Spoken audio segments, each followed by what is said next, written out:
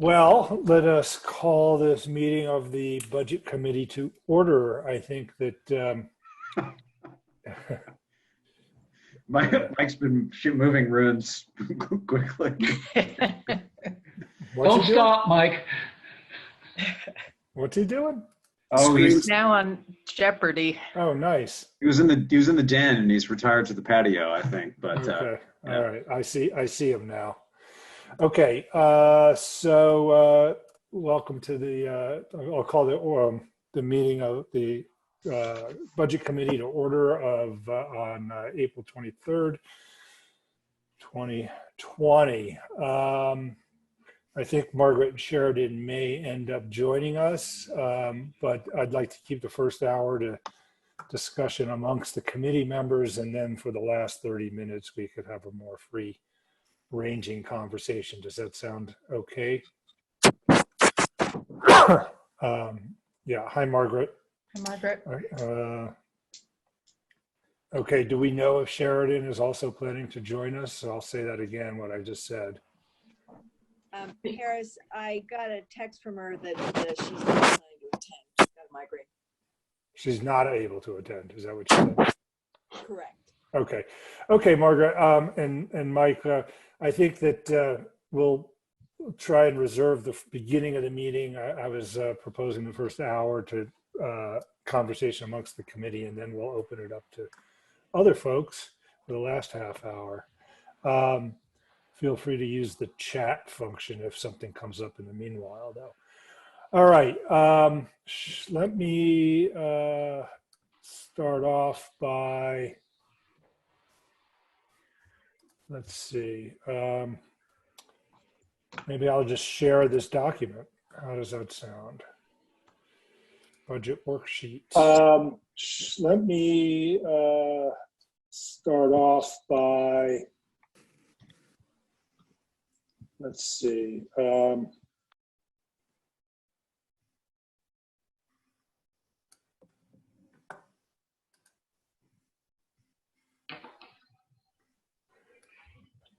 Was that you, Cliff? No, I wasn't sure. I wasn't sure who was just talking.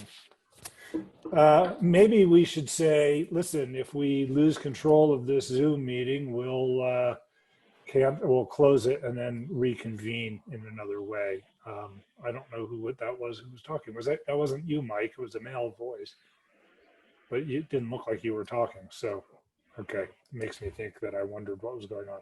Anyway, here is the worksheet that we sent to you yesterday evening.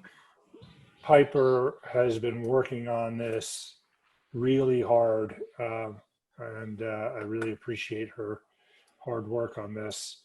That's why you got it kind of late, but in any case, here it is. We did manage to do a couple of things I think that are really important, and I'll point them out. My annotation function doesn't work perfectly well. There's one of the devices works and one of them doesn't, so I'll just try to do it this way. So here are the property taxes. As you can see, the assumption being we held them constant from the current year. We do see currently a small increase in our assessments, but we're not sure what the assessor is going to do in the context of this coming year. So we decided that the more conservative thing to do is to leave that alone. On sales tax, we made a assumption, and the assumption was documented in the associated spreadsheet that you all saw. And on that associated spreadsheet, what we did was we assumed from July to October 2020, 10% of the revenue of our 3-year average, or past 3-year average. And then we assumed from November through June. I think, Piper, this document looks to me like it assumes, it says in the spreadsheet 75%, but I think we assumed uh, um,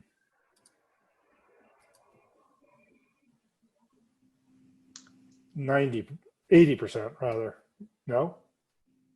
80% for November to June, yes. Yeah, but the spreadsheet that I am looking at that I think was the one that you sent shows 75%, but maybe that's just, maybe I'm confused. Oh, I think you may have changed that because we were playing with that yesterday. Remember you? Oh, so I might not have reopened it. Okay, that may be just the one that I was working on.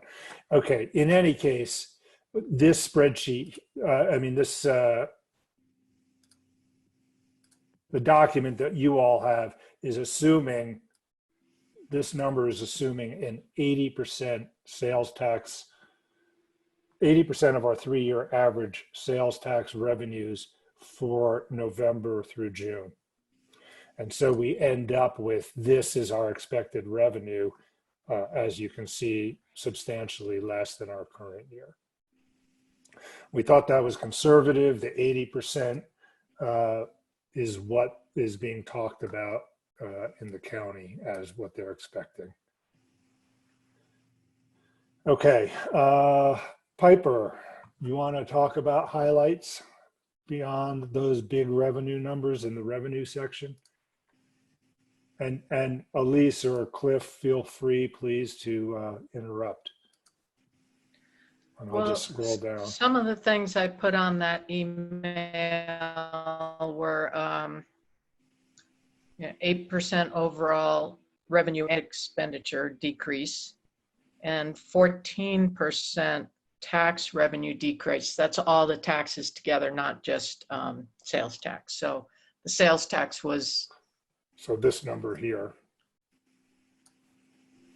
We made an assumption that the energy sales and use tax would go down by 20% as well. We did that because the ski area is a big user of electricity, and the lodges make up another portion. And to be consistent with the assumption of a 20% decrease in sales tax, we decided to make a assumption of a 20% decrease in our energy tax.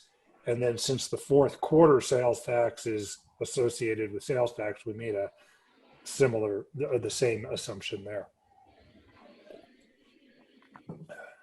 Yeah, I guess we didn't do that with telephone because we didn't think that would be affected, right?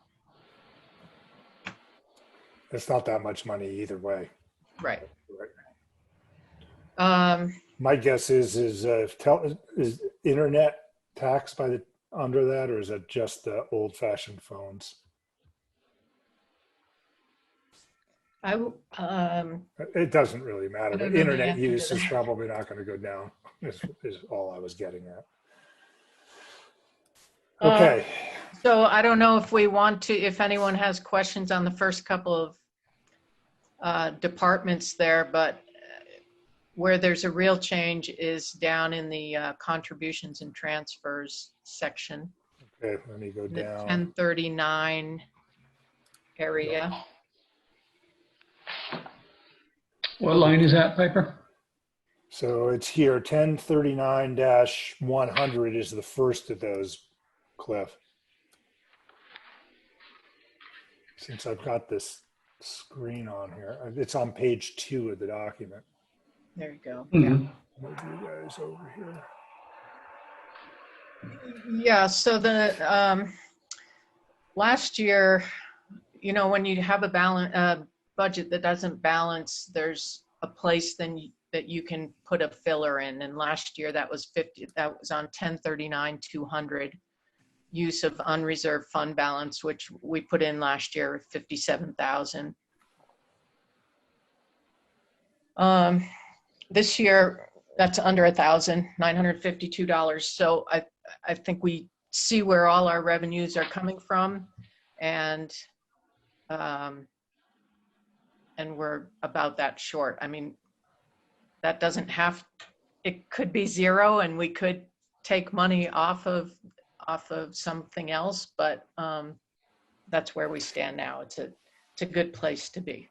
We felt like we wanted to put together a budget that had a pretty low, as you can see, a pretty low use of unreserved fund balance today, given the uncertainties. And when we get another, 6 weeks into this in June, we may want to do something different for next year's tentative budget or accepted budget, May and June. And then again, toward the end of the year, I mean, maybe we'll have a great summer. I mean, it seems it's still possible, and we'll be able to revise these at the end of the year, at the end of the calendar year, and do an amendment to our budget. But we felt like being conservative at this point was the right thing to do. You want to say something about this $32,800 here? Is that Other financing sources? Oh, that's the current year. That was the truck loan. That's what that was. Okay. yeah. Okay. No, the next line, the 37,000 would come from capital projects funds. That can change between now and June as we decide, as the council looks at the amended capital projects fund. Actually, I think I sent you a copy of it. The top section, one of the amounts was changed from 10,000 to 13,000. So it was 37,000, that could be 40,000, but that amount that comes in from capital projects usually goes out. It's just a pass through, comes in from there, and it's in the budget under the expenses. So, Yeah, and we'll see what those are in a minute. yeah. This was a way of really making a difference on this budget. So we have accumulated impact fees largely from the snow pine, and those are restricted in the possible uses. We went through a fairly extensive analysis spearheaded by John and Polly on what could, and Steve Rowley, our accountant consultant, on what would be reasonable and legal uses of this impact fee money. There is a time horizon. You can't hold on to it forever, and we were getting somewhat close to the end of that window in any case. I think we could have gone another year, but putting it in this budget is a big advantage to getting a balanced budget.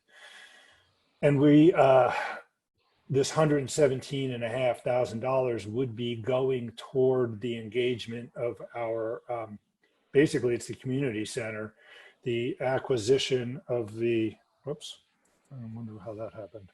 The acquisition of the land cost us something a few years ago, and the feasibility study had $75,000 in it in the capital projects budget already.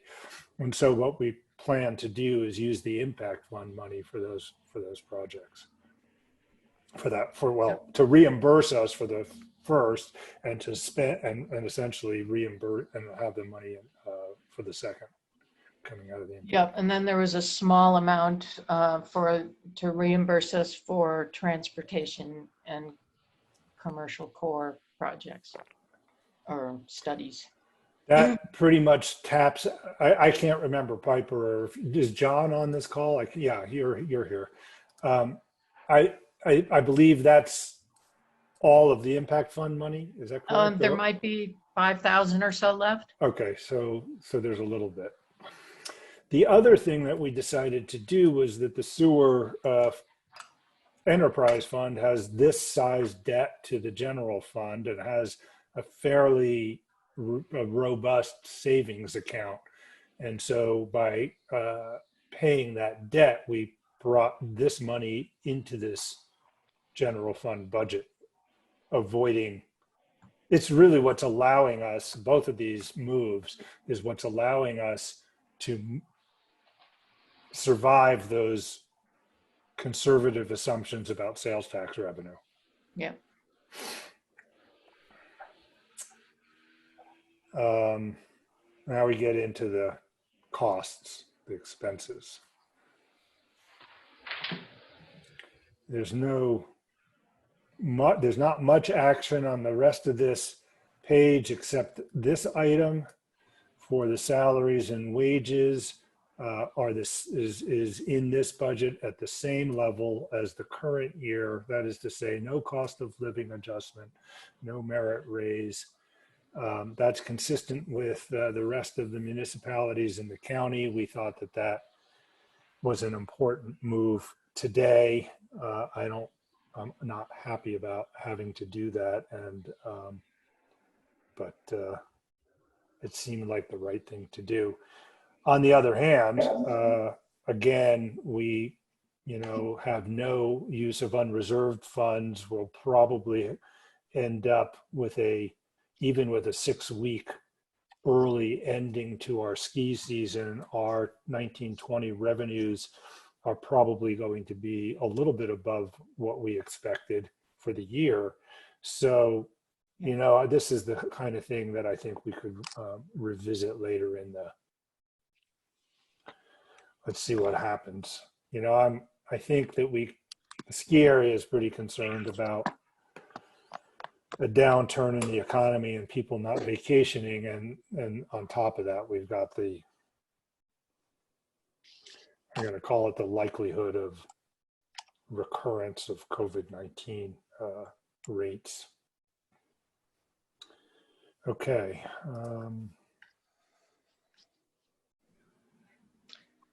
We also, across the departments, made cuts in most of the legal fees by a little bit. Yeah, we lowered those. Right now, it looks like we're 79% of our legal in administrative, and this is a pretty busy couple of months. Is that through what date? Through, yes, a couple of days. Yeah, right. Let's see, Jen just paid a bill, and I think that might have been through the first week of April. Okay, good. So we've been invoiced. Yeah, I mean, we've actually, with all of this, we've had meetings well, we're not doing them every day right now. We're down to we moved it down to twice a week, but for the first, month of all of this situation with COVID-19, we were meeting close to every day in the afternoon, and most of those meetings, which lasted for about an hour or an hour and a half, involved having our lawyer on the call, which was unusual, obviously. Okay. So nothing of great note here up until right here, this 17,000. That is the new roof membrane, which we budgeted for last year on the town office, which has gone beyond its predicted lifetime. Yep. Of 15 years? 20 years? I thought it was 20. 15 to 20 is what we expected to get out of those, and we got bids on it. But similar to the parking lot, we didn't get it done. So we know where to start, and that should be pretty easy to roll out. Yeah. We don't have any leaks. Snow to melt. Yeah, right. We don't have leaks so far, knock on wood, but it's better to do this before we do. So, right. Especially with new paint and new carpet. Yeah. Right. Okay. And then as we're going down here, it's kind of a good reference. If you look over to the far right, it's showing you on that bottom line of each total of the percentage that we were from last year's budget. So yeah, you can see, for example, here, this is a little lower. Something to note here is the Central Wasatch Commission Budget Committee meeting that I attended. Did we talk about this at our last budget committee meeting? I don't think so. I think it was right before I went to talk to the Yeah, Central I think Wasatch you're Committee. I'm you're not talking looking at about my the calendar. possibility of it. Yeah. Yeah.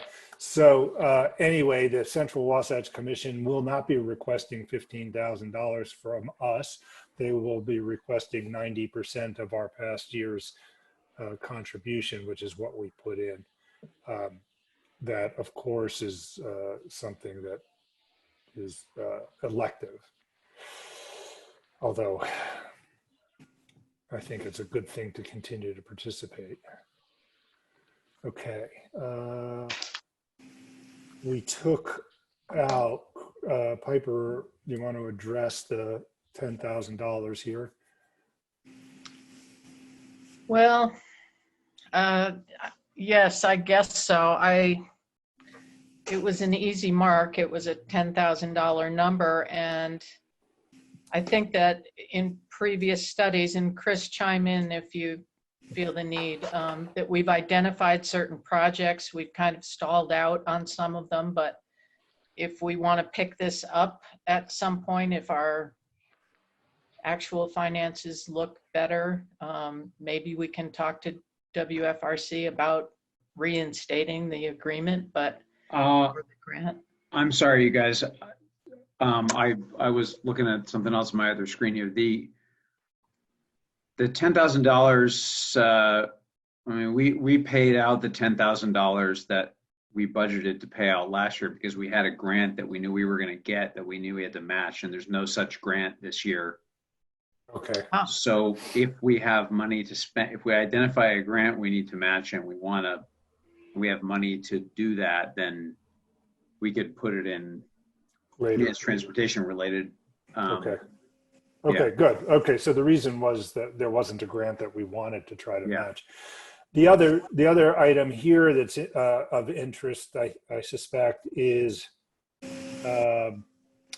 this $5,000 that the council decided to allocate to expand the UTA bus service up our canyon during this past ski season was a one-time commitment, so it doesn't show up in this budget,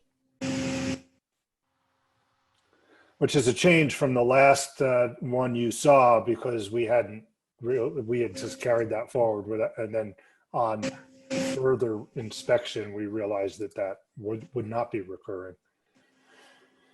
Let's see. The Flagstaff lot improvements, I'm not really sure what that entailed, but we did put in money for median for the maintenance or the creation of something nice in the median. But the rest of the Flagstaff, if we do the paving, that's going to be another pass through. It'll come in from the capital projects fund, and it'll be down in, it won't be in the transportation department. I think I have it in, I had it in a different department. I had it in non-departmental, but it doesn't look like it's there now. No. Well, we took it out. The money is staying in the capital projects fund. It's not going away. We just decided not to spend it in this budget as a way of having that $40,000 still available if we needed it for more general fund issues. We can bring it back into the general fund. This $4,000 didn't exist before. Is this coming out of a different category now? Well, this whole 1051 is a new category. Okay. Because it's supposed to relate to our fourth quarter tax revenue. Okay. It doesn't add up to that now, but Right. I'm not sure what to do with that. I'm not sure what that amount will be, the fourth quarter tax. So Any chance we could use the fourth quarter tax to pay for the Central Wasatch Commission? 'Cause, I mean, their main focus right now is transportation. Um, I don't know, maybe Polly or Chris can speak to Yeah, that. well, we can ask Polly that question. It's not really pertinent at this very moment, but anyway, it would make a big dent in that money. Yeah. Okay, let's see. Police department. What sticks out here? You've got some of the capital, 20,000 of the capital outlay Yep. in this year's budget. That's for a phone system and a couple of cameras, or 3 cameras maybe. So, Mike, would you chime in and remind the committee why those are good ideas?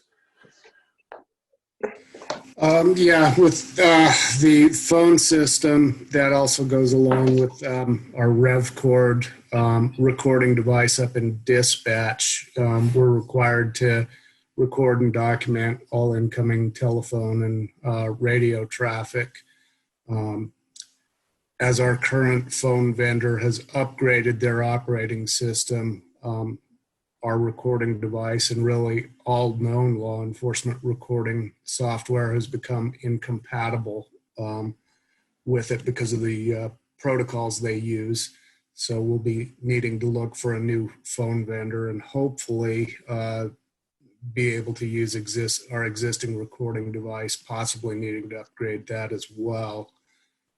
The camera system is continuation of plans that we made last year to replace an end-of-life camera that we've got on the roof of the Gold Miner's Daughter Lodge that we use quite a bit in ski theft investigations.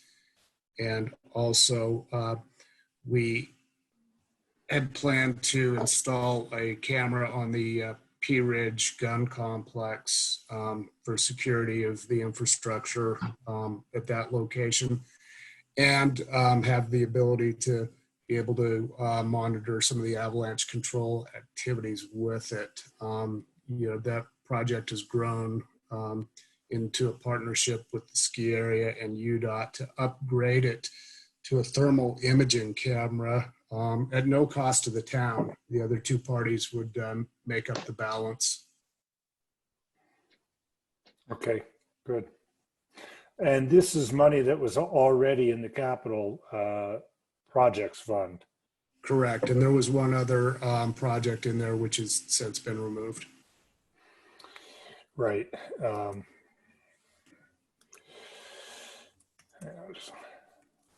which one is that you're referring to, Mike? The evidence room, mezzanine, and the firehouse. Okay, so it's not in the active plan, but it still does have a section in the plan, so. Right. Okay. And we're not putting any money in this budget into the capital projects fund. I think that we'll see how we do. And again, that's the kind of thing we can do later. Yeah, at this point, we're not planning to do that at the end of 21, but I think as the end of 20 grows closer, Right. that we may be putting some of that into the capital projects Right. fund. Okay, this is a big issue.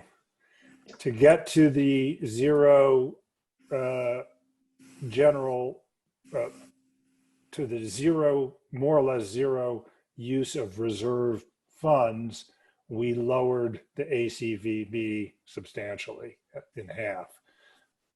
I expect that to deserve some conversation, but Piper explained why we wanted to get there, and this was one of and those ways of bringing in the impact fund and the debt from the sewer combined with this smaller expenditure are the big ways that we're getting there. Plus no raises for the employees. Part of the issue was, you know, should the town be giving away money in this form versus at the same time that we're freezing our direct contributing employees' salaries. Okay. Here we're in pretty good shape, pretty obvious. Okay, this line item, fire protection, this reflects my, this presumes that the UFSA board will agree to do what the budget committee has agreed to recommend.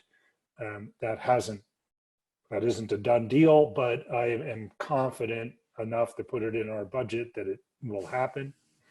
And that deal is we will pay at the current rate, which this reflects the current rate with inflation, I think is what this number is. The 7.5% of the cost of station 113 from July 1st to December 31st. From December 31st on, from January 1st on, the taxpayers, the property taxpayers would be paying directly into the UFSA. The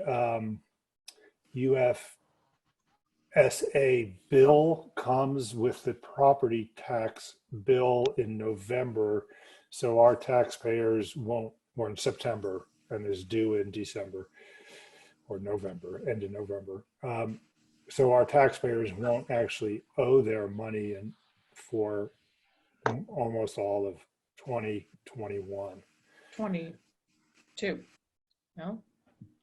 No, well, for example, I'll get a property tax bill in September of 20 for 2020, and that will not include the UFSA.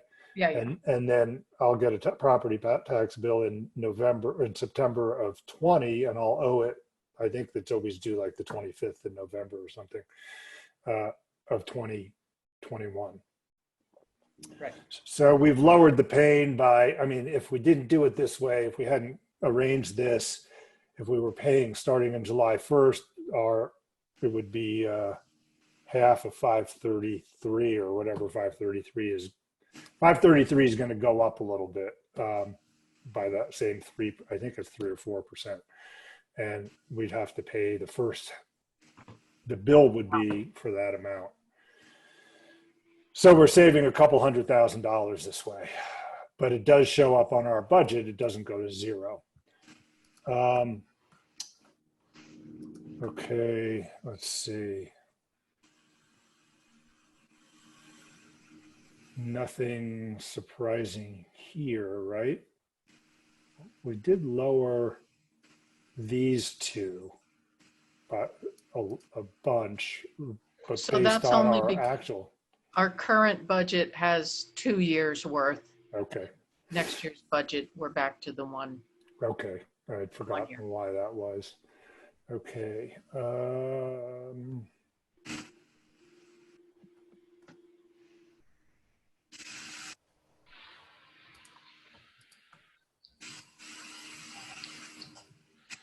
How are we doing on time? Okay. Let's see. We lowered the GIS. We kind of took that out of the budget. So we'll just defer that project. GIS we increased because Chris can speak to the project about updating our data and also replacing the computer down there. I'm not sure how old that computer is. Chris, do you? That computer was purchased from a Homeland Security grant quite some time ago, and we kind of backed into an upgrade of a variety of 10 of Alta computers from Windows 7 to Windows 10, and Right. We were that's actually right. able to upgrade the operating system on more computers than we thought we were going to be able to, which saved us some money over just buying new ones, which is what a lot of organizations did when Windows 7 went kaput in January, but the GIS computer was the one that didn't play along. So we think the Need to do GIS that. program is something that Heidi and Laura McKindo built and Claire worked with more than I have. It's something that benefits us during times when we have growth and projects occurring, but it's an asset for us. And these little investments like maintaining the computer and the database, to me is better than just letting it all fall into disrepair. So. Yeah. Okay, good. We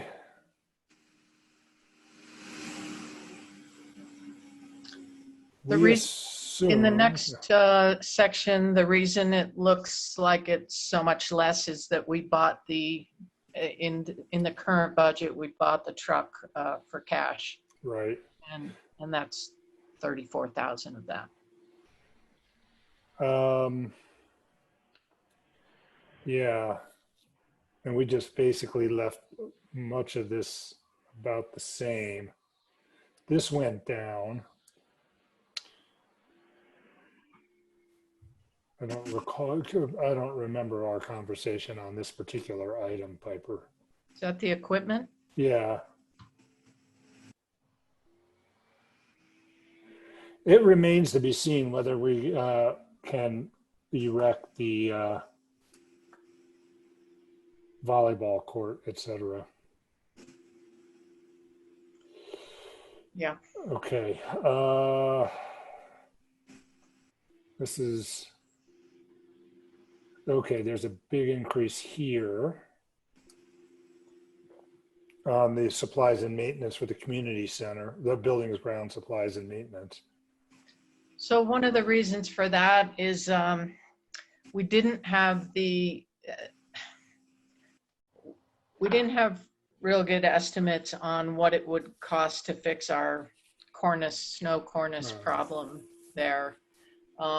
Whether it be realigning the roof or building a ladder to get access to the roof. They're expenses that I'm not sure that we know exactly, but whatever those solutions would be high dollar amounts, add up to high dollar amounts. So we put about 5,500 more than usual for the buildings and grounds to try other things to help mitigate that problem, like heat tape and snow fencing. I'm sure that there is room in there for more than just those two, but to try other things as opposed to the major expenditure. And then this item is the feasibility study. The money's coming out of the capital projects. Yes. Okay. Sorry, it's coming out of impact fee. That's what, right. It had been coming out of capital projects, but it's coming out of impact. That's right. Thank you Right. for that correction. Okay, so as you can see, this is a smaller budget than we've had in a while. Or sometime anyway, I don't know. We don't go back. I don't have that in front of me, but at least the last couple of years. Okay, that's the general fund. I'm afraid that the other funds aren't as I don't have as full a grasp on them. I think I made a change that you might not have if you go down further to the 4540 numbers, capital projects. I think it shows, yours shows a big number on coming in from the general fund, like that 100,000 number. Does it have that? Go up one more line or two. Go up. Yep. So there's the end of the general fund.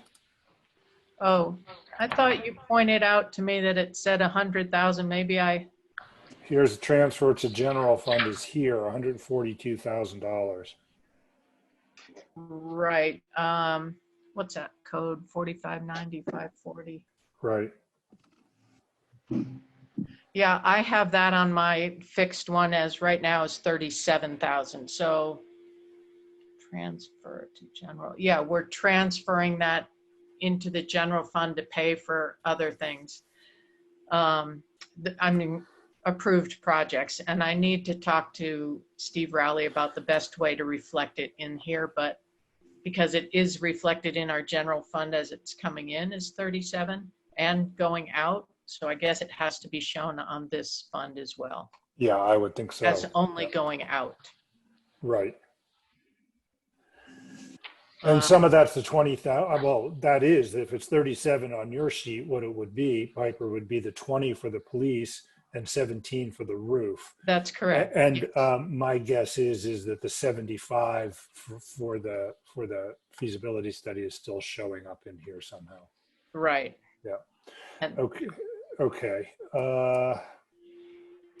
So do you want to talk about these water and sewer? Or you want to leave that for a further conversation? We're halfway through the about meeting. it, but things that are a factor here are the 150,000 water sales. That includes our base water sale rate and not overages, which we are now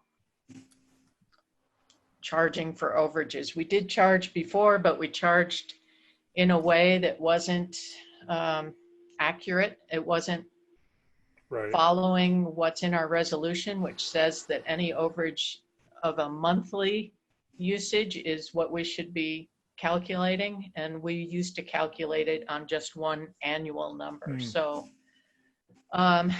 we do get. Oh, that's interesting because Mindy Springer said something to me about, oh, we've never paid extra for water. And I was surprised by that answer because we're sometimes pretty busy over there in the wintertime.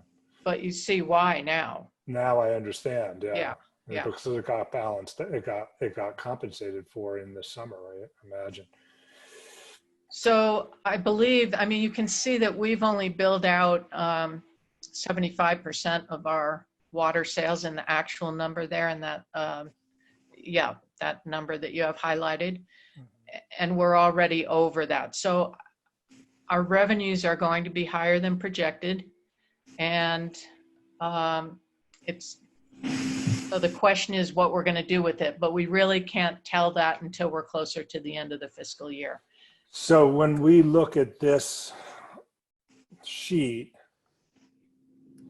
I was concerned that we're not getting enough revenue, but that may not be true. And some of these numbers are a little unclear still. Is that true? I think John might know the answer to that, or maybe you and John have talked about it enough, Piper, that. Well, the expenditures, the contributions and transfers for this current year are not going to happen. We're not going to get that grant money this fiscal year. So they're brought over to the next year, but they're also lowered because we have a more realistic idea on what we're going to get from them and what the costs are going to be in the project. So that's this 170,000. Part of it. That's part of the capital outlay. Yeah. Okay. The other part. Yeah, go ahead, John. Grizzly. The Grizzly Gulch line. Oh yeah, right. And so the story behind that, Cliff, Elise, Margaret, is that we put in that 4-inch line in the trench. Correct me when I make a mistake here, John. In the trench that the Schronce Estate was building, did use to put their water line in, and the original estimate was $40-something thousand, and then and I never understood where they came up with that number, and I was balking at the number because I didn't feel like they had For example, they had not documented the marginal cost of including our line. They just made something up, it seemed to me. And I didn't pay it. Well, I didn't want to pay it. We didn't get invoiced for a long time. And now the money that they say, the cost overrun is what? Another, it's like 200% is what they're asking us. Yeah, now it looks like $138,000. 300%. And it's just, I'm not, it's, I don't know how much of that is in this budget. What did we budget for that? 80. 80. Yeah. But I am in conversation today, again, in fact, at 4:30, John and I are meeting with Parsons Bailey to talk about, what are our options there. I have offered the Schranz estate to pay the 45 from the original invoice and be done with it, even though I never had a whole lot of confidence in that number, just on the thought that they would accept that because it was the original number, even though I had objected to it back then, and they still haven't provided a good justification. So we may have a little bit of a fight on our hands, depending on, anyway, so we're hoping we don't spend that much money. This 32,000 has to do with the media for the antimony media. Yeah, and so I'm pretty sure that when we get a better idea on what our excess is for this year, that 30,000 will be able to come out of this year's Revenues. budget. Yeah. We'll put it in reserve for that. Okay, good. Sewer. And I'll also throw in, we may be able to make a bigger debt service payment too, depending on what that excess is. From the water, right? Okay. Let's see, sewer fund. Is there something we need to talk about here? This is a big negative number at the bottom here, but that doesn't seem right. Here's the difference. Yeah, right now. This has to do with the water that we were just talking about, but here's the negative on the sewer. Yeah, actually, the big number below that is it's all the funds together. So it's Right. not anything in the general fund, but it Right. includes capital projects. Okay. Okay. Okay. But so this one is low now, but I believe that we're also going to have an excess in the sewer fund when we get to the end of the fiscal year. And so that number can go into a reserve to supplement. Yeah. I don't think this is exactly the year to, especially with the UFSA stuff coming soon.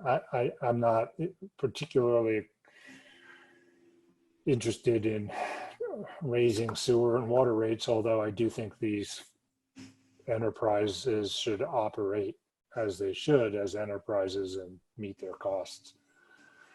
And there will be Okay. a time to address that because Jen and I are identifying things that are not included, that the sewer and water funds are not paying their fair share of. For instance, the administrative cost in billing Right. and the maintenance service contracts for the Cassell modules, a percentage. Right. Is the new utility module, is that meant to be that's for the water, right? That ought to come out of the water budget if we were to buy I think it would be split between 3 departments. Okay. All right, let me go back up to the end of the general fund pages and open it up. Cliff, Elise? Sure. Thank you. How much do we have in the bank in unreserved funds? At this moment, we're at a very rich place in the year and we're 900,000.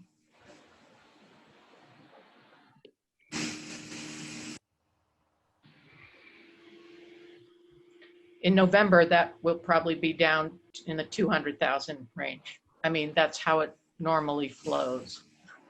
Mhm.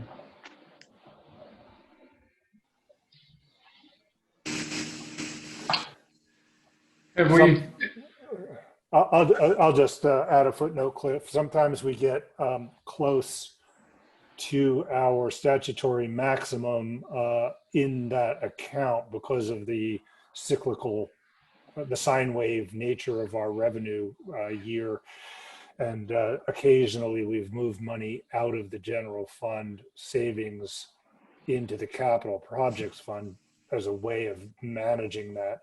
There has been talk, I don't think it happened in this session that just closed today, though. There was some talk, I actually, that's an interesting thing. If we were having this meeting yesterday, I would have said there's still some possibility that during the special session that the legislature is going to relax that cap. But the legislature adjourned. The special session, I think there's going to be another special session. And I'm sorry to have to say that I am uninformed on whether they did that. Have we talked with ACVB about cutting their funding? Chris, I think you know the answer to that question. More or less, yeah.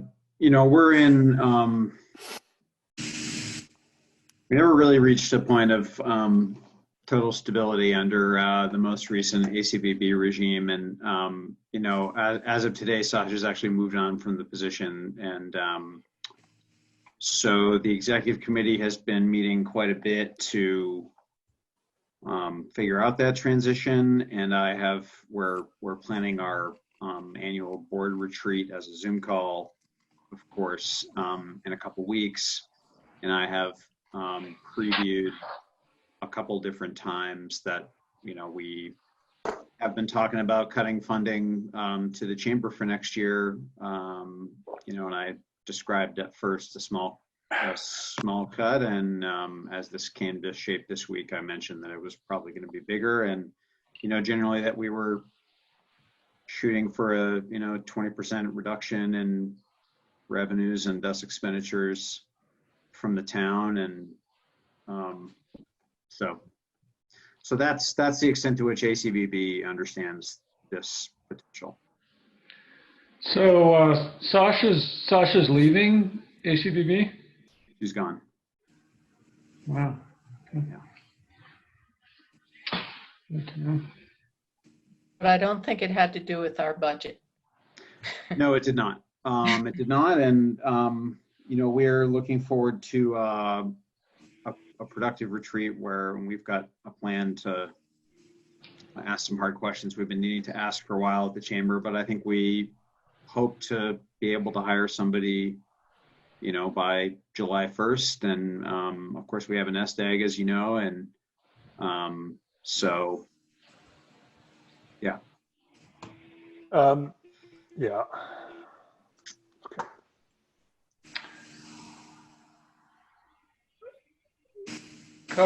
Cost of living is an important one. I think with the town staff being asked to do more than ever, I certainly appreciate the reasons why the budget has been put together this way, but I think we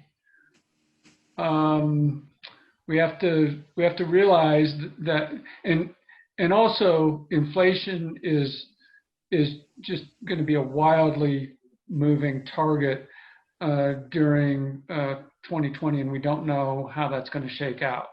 That's important to realize. We may be in a deflationary period for a little while. Yeah. Possible. But one thing I think we need to make explicit when we talk about foregoing cost of living increases is that to the extent that inflation is happening, if you don't have a cost of living increase, you're talking about a pay cut, and that's real. Mm-hmm. I just want to keep that in mind in terms of what the town staff is being asked to do. I appreciate what you all said before. now more than ever, we can put together a budget with the expectation that we're going to have to see how the next 6 to 8 months play out, and then expect that we're going to change it. Maybe that more than ever is the expectation going in. You know, as far as ACVB is concerned, you know, if we're looking for a 20% decrease in sales tax revenues, I'd like to start with proposing a 20% cut in the town of Alta contribution to ACVB, see what that looks like, and then put it out there in a public meeting and talk with the community about that. The other big one that is important to me is that any savings, well, it doesn't matter what's important to me, it's what's important to our community, I think, is that any savings that we realize from our budget by moving to the UFSA get returned to the property tax payers. I don't want to use that transition as an opportunity to just grow our budget. And I think naturally this comes at the same time as we're facing a lot of uncertainty in the coming year, but I want to keep our eye on that ball. And then the other aspect of that is that the two revenue sources, expenditure areas, and the years are offset by 6 months. And so there's an adjustment that has to be made there. But when we turn the corner into 2021, the bottom line is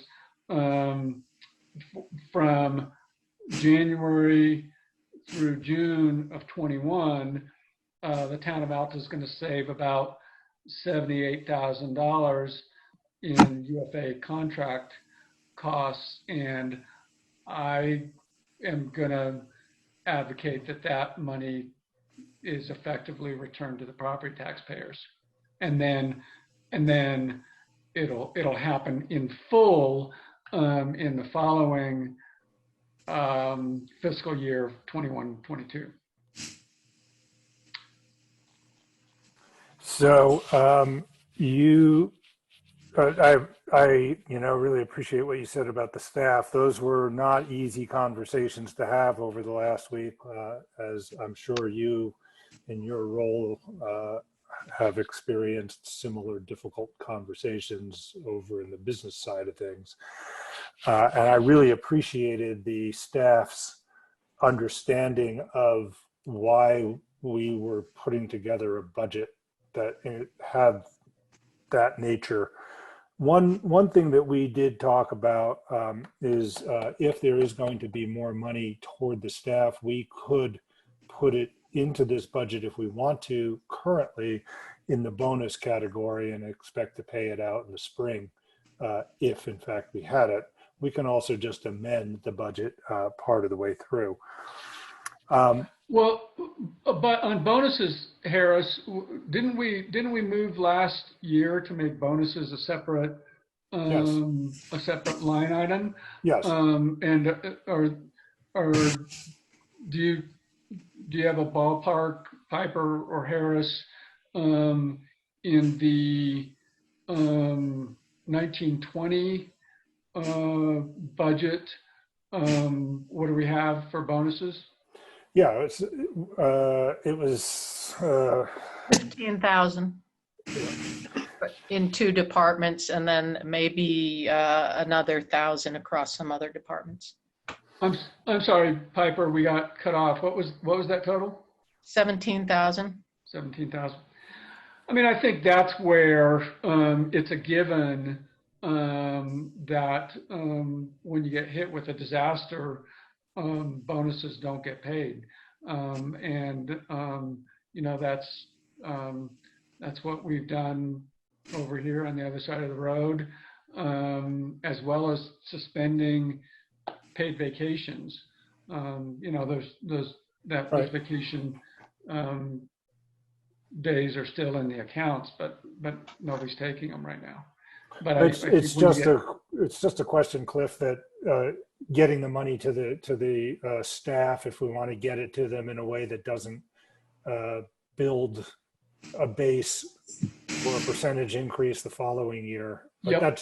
that's all I was thinking. It is in my mind the say that $1,000 bonus and $1,000 in salary are basically experienced the same by the individual, although one has implications for the future and one doesn't.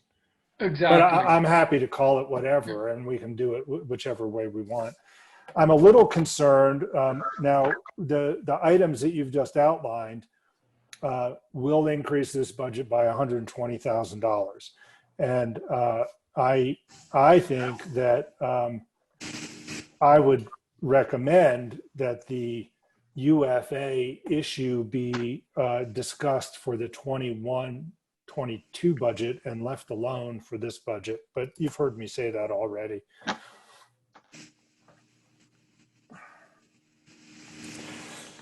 Elise, do you want to come in now, and then I can open it up to Margaret also? I mean, I think that if we have any money to spare or find a way to if we have this conversation that we're going to amend the budget because maybe we do find out we have a little bit more, I think the town staff and their salaries should be probably the number one thing that I would like to make sure that we try if we can to give them something. I know some people like in my area are just happy that they have jobs, but at the same time, getting a little bit of a cost of living raise would be nice. I'm okay with the ACVB. I don't really want to cut it that much, but I don't know where else to cut stuff. So, the town shuttle is another place that we could probably try to cut things. I noticed you decreased that a little bit. I'll just throw in there though that's in that transportation category, so that can be paid in full by the fourth quarter tax. Okay. Yep, that's true. That's it. I mean, I think you guys have done an amazing job trying to go through every little thing. It's not easy trying to cut expenses that we've been used to paying for a while now. Margaret? Yes. I had a question about whether or not the revenue assumptions were overly optimistic. I understood you to say, Harris, that the Salt Lake County is using those same percentages, but I wonder about what portion of their revenue is based upon tourism versus ours, and whether or not it's appropriate to use those same numbers in this scenario.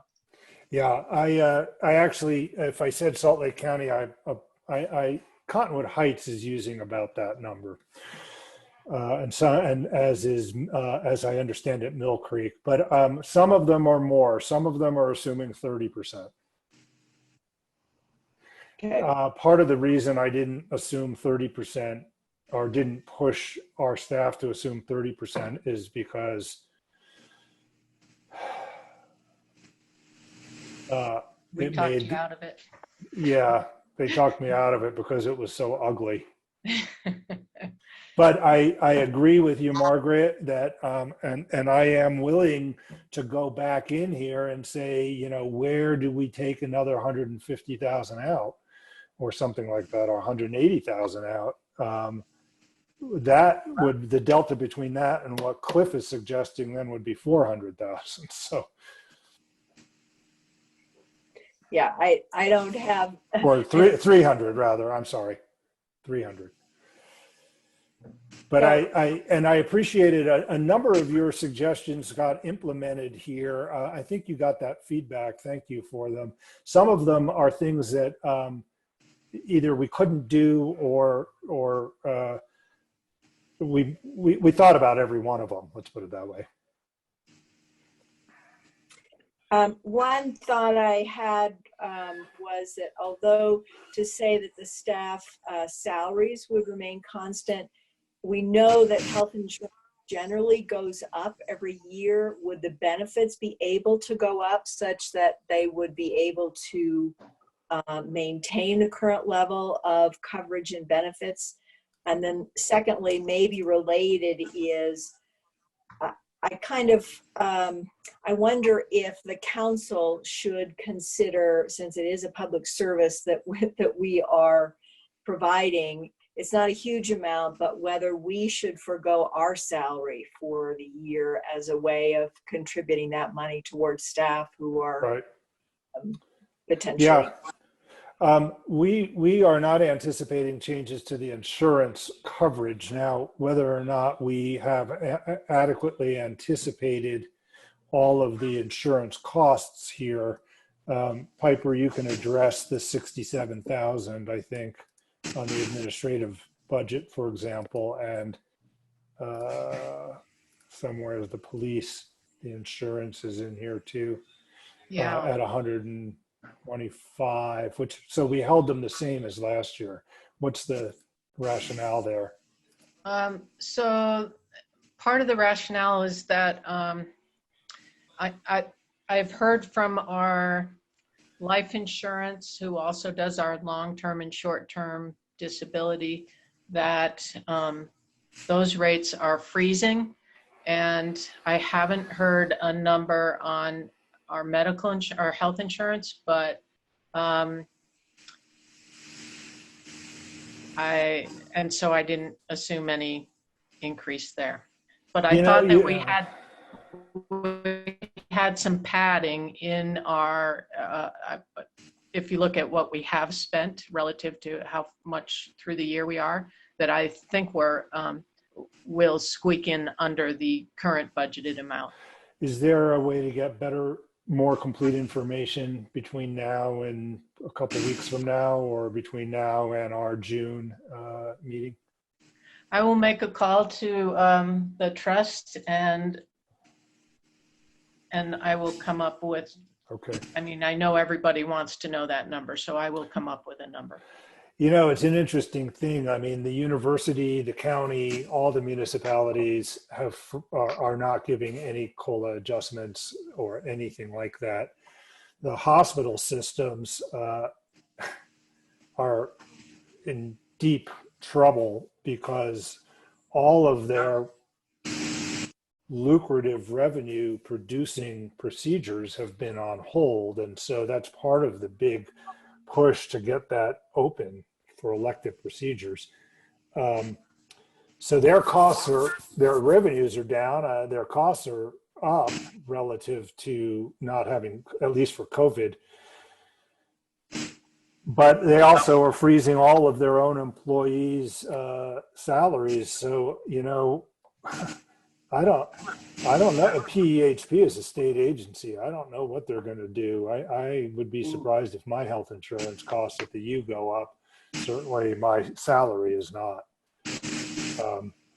So that was an unpleasant conversation with the dean when he announced that to the faculty. But like Elise said, it's, as faculty members anyway, it's hard for me to say that at least we have a job. A lot of people don't. But now, as far as the the legislative budget goes, Margaret, I suggested taking that $18,000 out and the staff resisted it. Well, couldn't we override the staff? We have you outnumbered. We're not going to take your money for our salaries.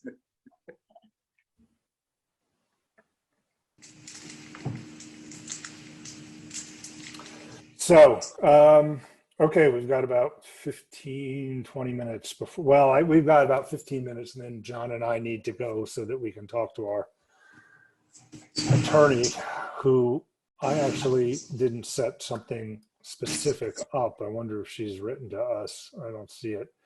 We'll have to figure that out, John. Well, I think she's planning on 4:30 because she emailed me. No, I know she's planning on 4:30, but I don't know what mode of communication she's expecting. So I just got behind on that plan. So if we can finish up, Can we talk about a next step? yeah. Can I ask a couple of questions real quick?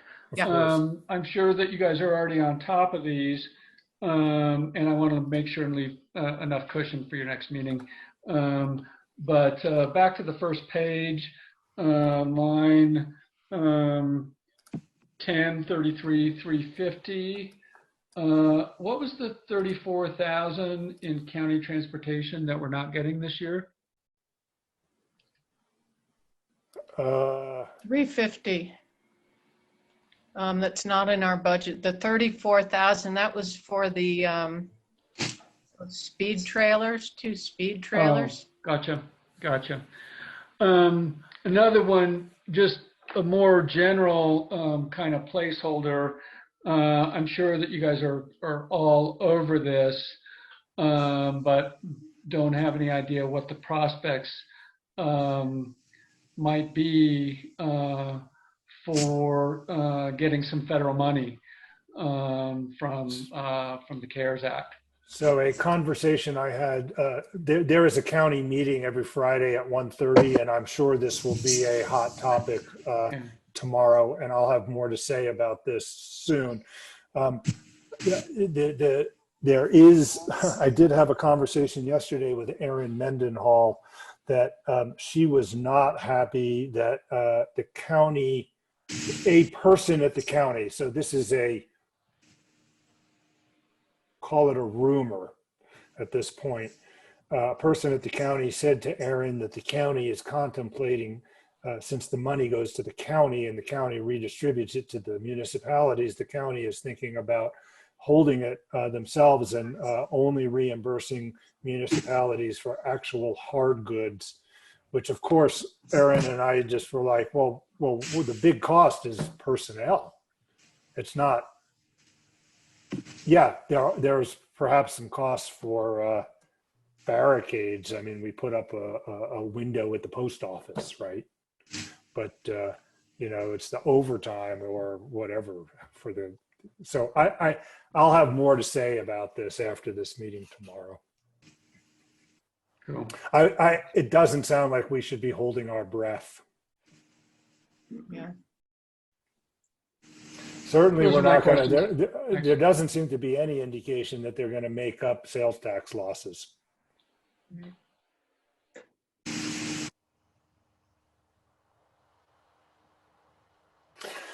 Piper, next steps. You wanted to get to that. Yeah, so I'm not, I guess I need direction from this committee on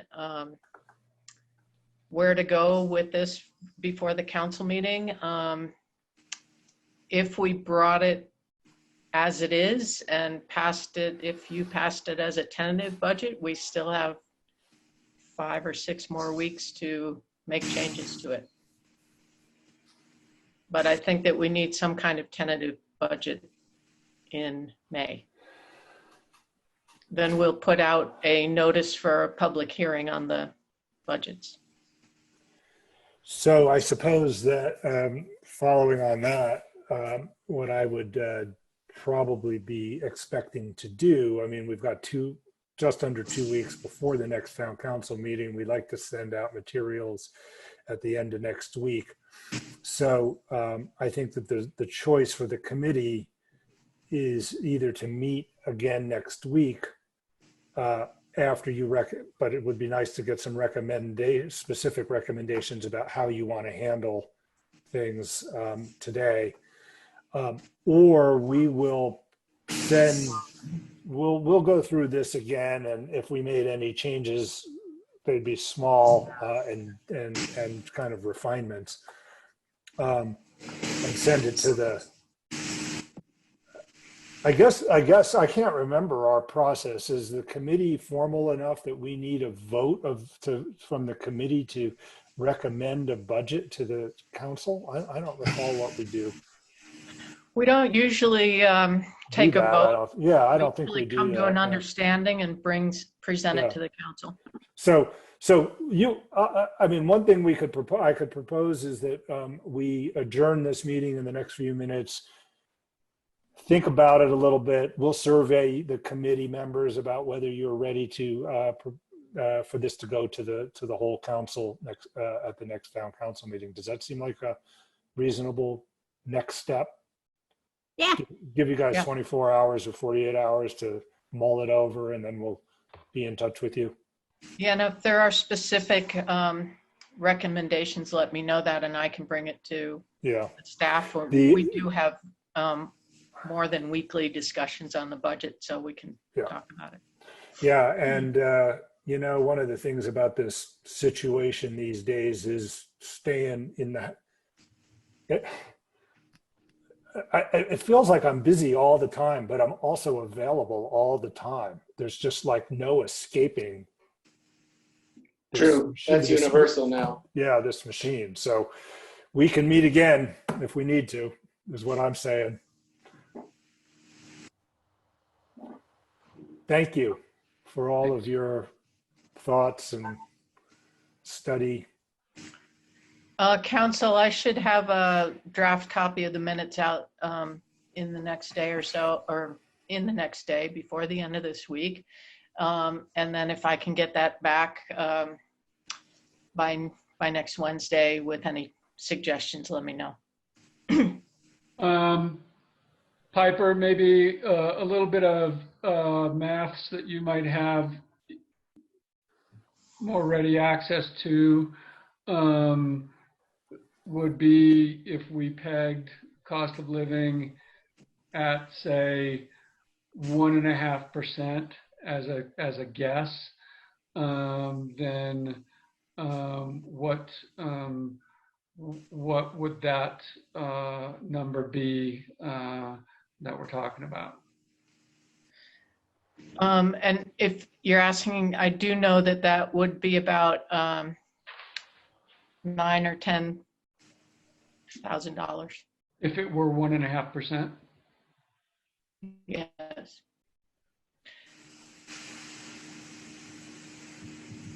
Okay.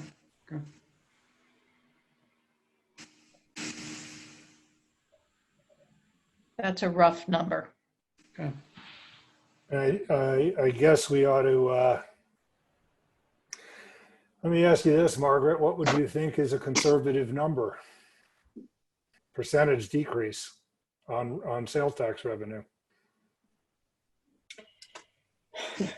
I guess part of it is I was looking at the July, August assumptions. It looked like 0 for July and August, and yet the quarter, July through October, said 10%. So pardon? Yeah, well, that's because we expect 0 to come in May and June. Right. So, and I kind of question also the other months, whether that's really going to be sufficient. So I don't know, but I guess I felt that 80% was too high. I might go 65 or 70. And as you say, where are you going to get that extra 150, 170K? So it just, if there was some basis and your comment that this was the number that was being used by Cottonwood Heights and other municipalities, maybe it makes sense if we are comparable with them. And I don't know that we are. Right. In a conversation with the mayors of the county, they were surprised to hear that 70% of our revenue comes from Sales tax. sales tax. I'm looking to see, hang on a second. Somewhere I had, I can't remember who sent it to me. Did you guys, did I send you the spreadsheet with the projections from the county? It was pretty complicated. You mean like with the red and the orange and the Yeah. yellow? Yeah. I'm not sure where I have that. I did have, it wasn't clear at all, Margaret. What they had was like best case, like an optimistic scenario and a pessimistic scenario, and it was all over the map. But I mean, it was an unhappy document. Let me put it that way. Is there any way to get information like for Sun Valley or for Telluride or something like that, which maybe, of course, Chris looks like he's got a question or comment. Yeah, if you don't mind, I did have a conversation via email with the new Park City city manager. He might be acting still, but he referred me to someone in their budgeting operation. It's a finance guy in his office who said they were assuming 25% less revenue. I mean, one of the things about, for the year. Yeah, for next fiscal year. And their economy, their revenues are much more balanced seasonally, and their economy is more balanced. Right. And so that was kind of part of what was supporting that decision in this, besides not wanting to freak everybody out. But is that, there's a possibility here that this is not going to be a big deal to us, that really what we lost was 6 weeks of the season in a good season, because we have so much less revenue in the summer. I mean, if we were Park City or Aspen or Jackson, their summer revenue is a huge portion of their annual revenue. And maybe we're going to come through this in pretty good shape if, we get dinged in these 6 weeks, and then we have some negative effect in the summer, especially say, June and July. But maybe the fall and the winter turn out to be pretty good, and it's just really hard to know. So I would tell you that, in previous years, the ski area has sold season passes with a deadline in September.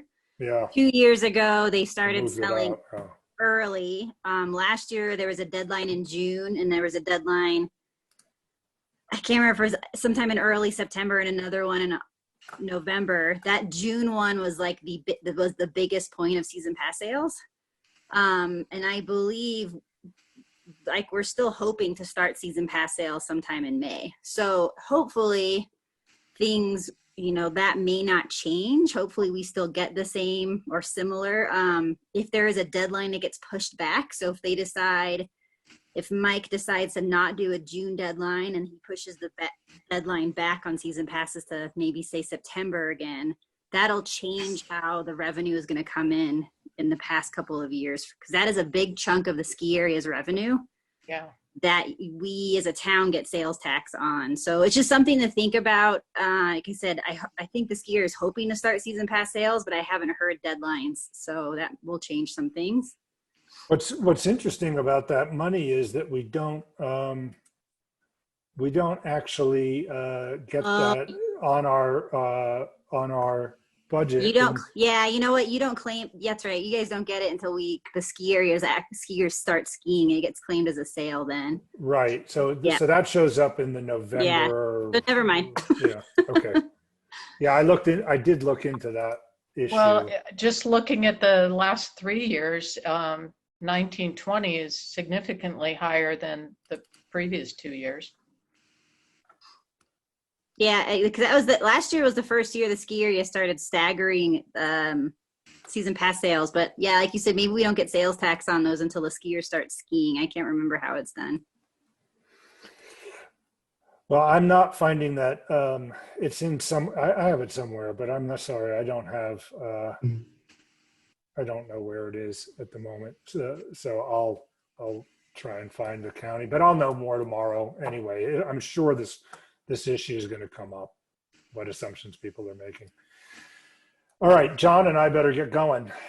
Okay, thank you. Okay, Yes, thanks everybody. thank you Bye. very much. Thanks, bye.